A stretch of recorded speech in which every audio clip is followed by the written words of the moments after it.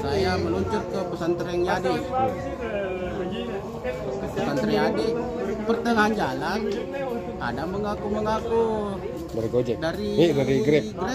petugas Grab bilang betul Pak, itu tadi atas nama Umi, betul itu opik.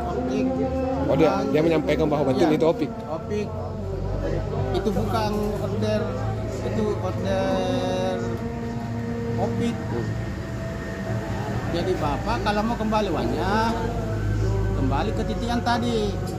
Titik pengantaran. Iya, titik pengantaran. Paling lama itu kembali uangnya Bapak 15 menit atau 10 menit. Saya ini kita bawa WA. Jangan matikan Pak, jangan matikan. Kalau sampai di sana di titik, nanti telepon.